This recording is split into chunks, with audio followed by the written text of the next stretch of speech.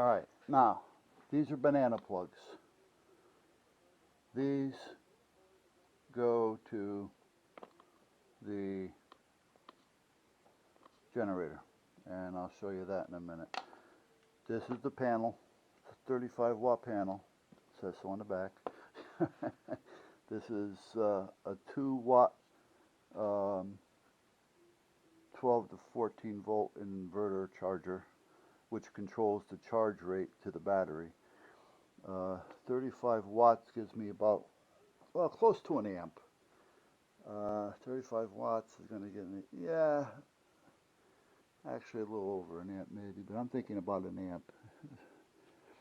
9.9, something like that. Alright, so anyway, an amp. That's like a trickle charger, alright, which is all you need. And it keeps the battery charged. So I hooked this all up, and I had this sitting on the top of the generator shed, which I pulled apart, and you'll see that when we go out there, because I'm going to build a new one. So let's go out there for a minute, because I got to do something so that the wife will know how to do this.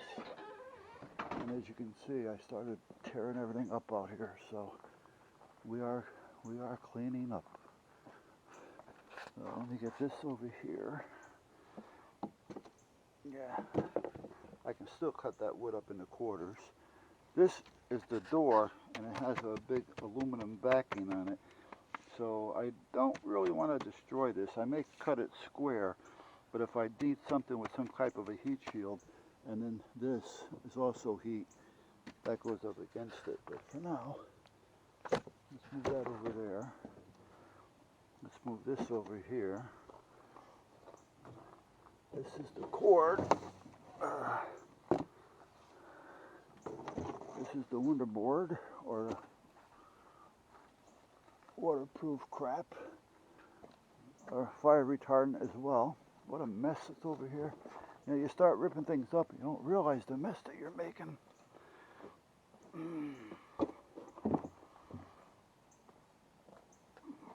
Yeah, I know, guys. What a mess. What a mess.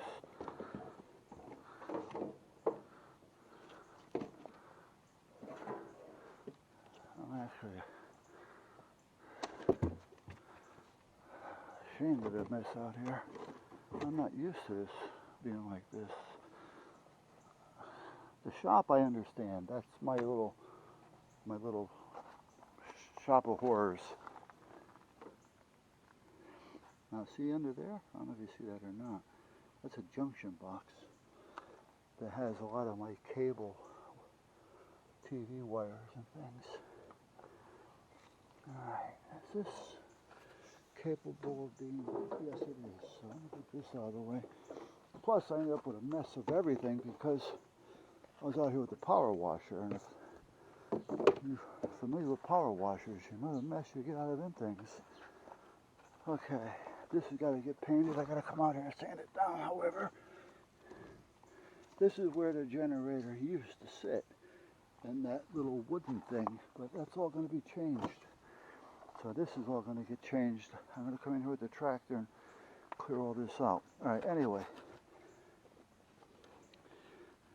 The battery that used to be on this used to be tucked up inside here. Up in there. And it was laying flat. It was a sealed battery. And it went bad the first year. And the only way for me to get it off was I had to take off the side panel, the front panel, and I had to lift the tank. Finally was able to get to it. Was there another way? Possibly.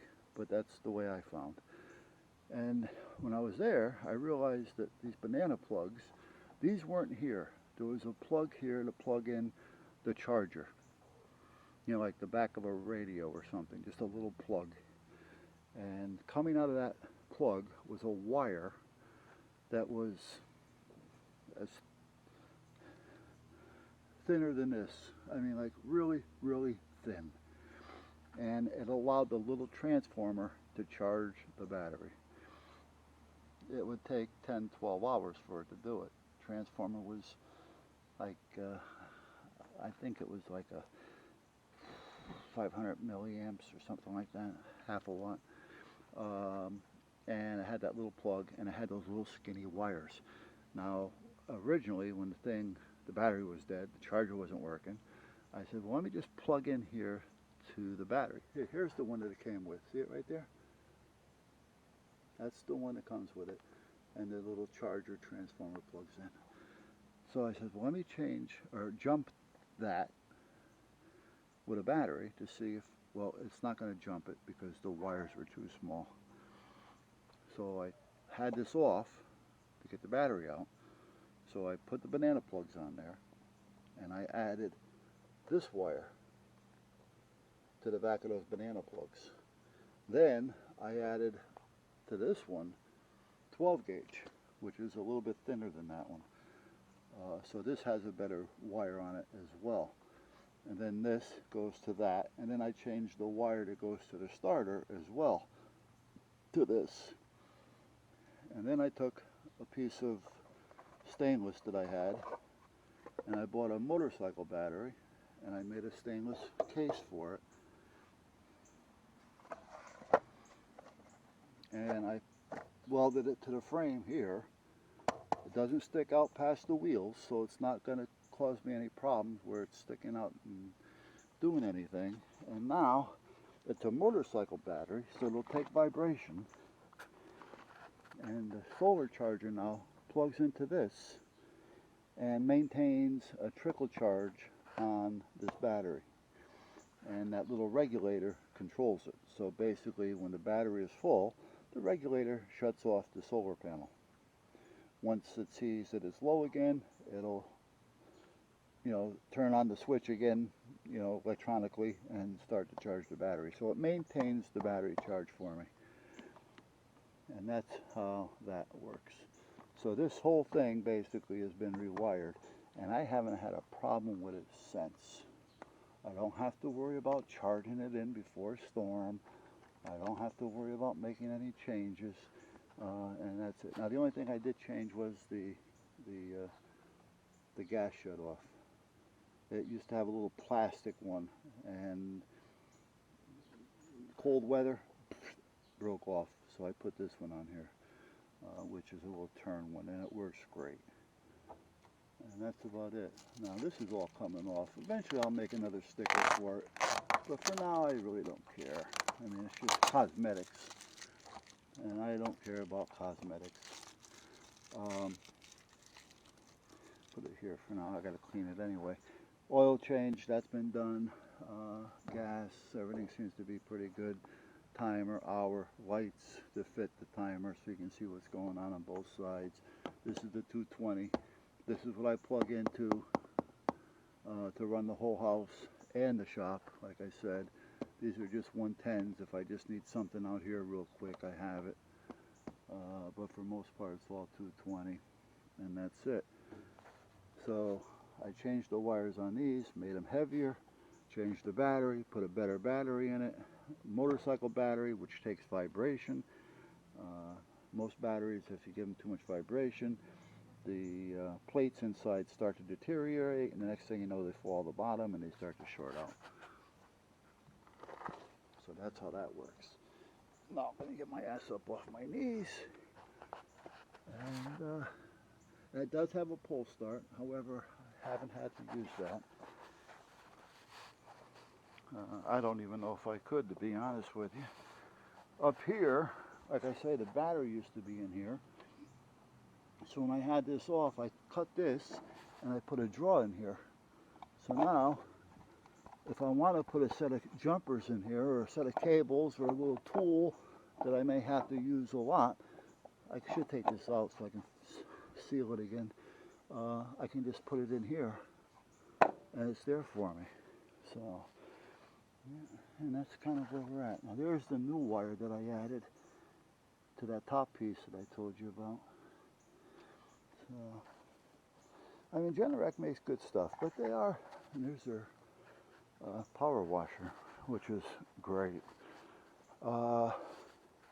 Everything has its own little niches, where the bean counters try to cut corners, but for the most part, they're pretty good. So like I say, I take this, I had this sitting on top of that little shanty that I had, had these plugged in, and this kept that battery running. Never had a problem with it. So, all right, now, as long as we got this going here, well, that's not going to work. I'm going to put you on the oil can. But we've seen how that wasn't going to happen. So, put you over here. How's that for now? All right. Now, what I want to do is, the last time I put any type of sealer on this, because this is just made of really thin, super thin plywood. And when I did this when I did all that work on that, it was the first year. So I'm talking maybe 12, 13, 14 years ago. Again, you know how I am with time. I do not keep track of time. Because with my job schedules that I used to have, it was, you're there. You know, you take a day when you get a chance. You know, and basically that's how it worked. You know, it wasn't one of those things to where, geez, I can't wait for the weekend, because you're just working. You work until you get a chance not to. You know, I mean, that's just the way it went. All right, what do I want to put in there? The shellac sucked. Remember I tried the shellac and the lacquer, and I did that little testing. However, because the shellac did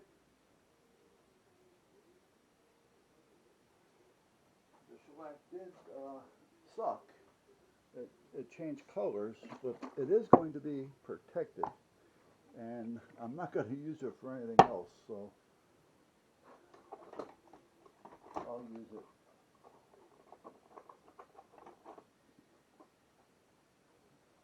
to seal the drawer.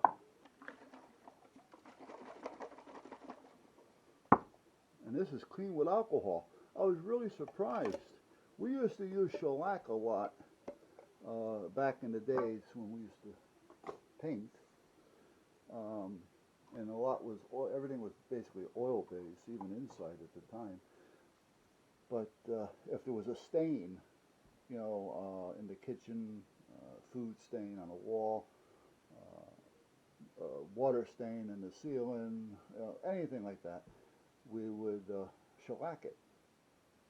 And that would be like a stain kill, because now when you paint over it, the stain is buried behind the shellac, so you don't have to worry about it.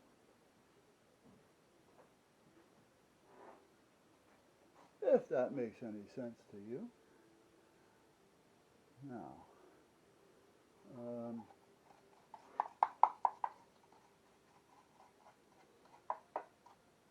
but again, that's when my grandfather would say a painter is a painter.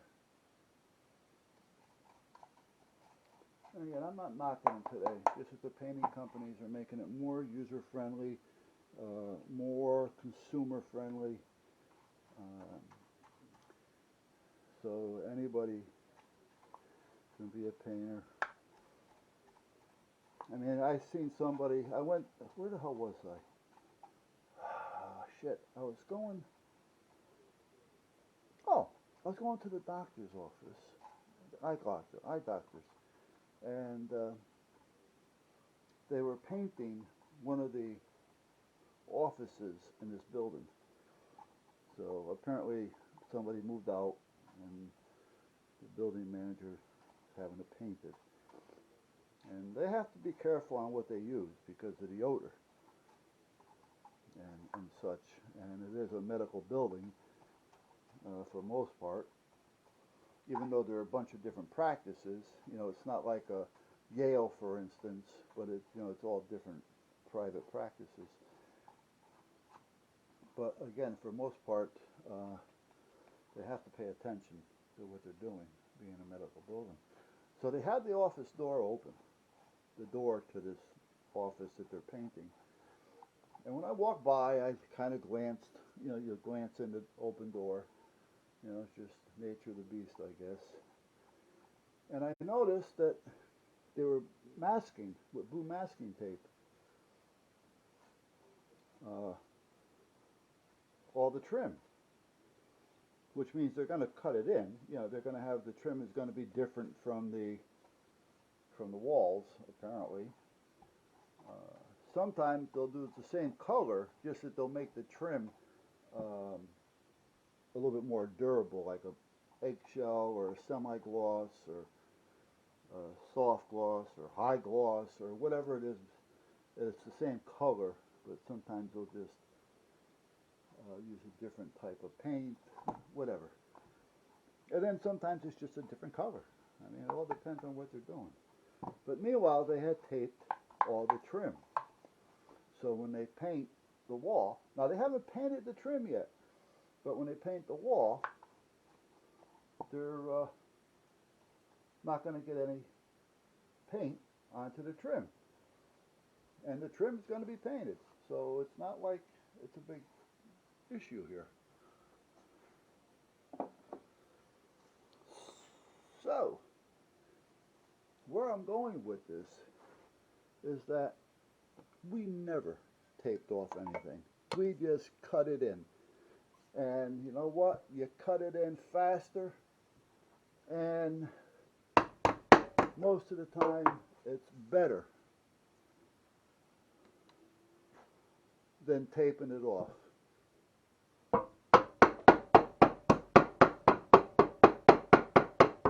You see a painter starting to pull out tape. It's either he's just been taught that way or he's not very sure of himself. Or he just doesn't know how to cut in. Because there's a couple of ways of doing it and there's reasons for it. Hold on a minute.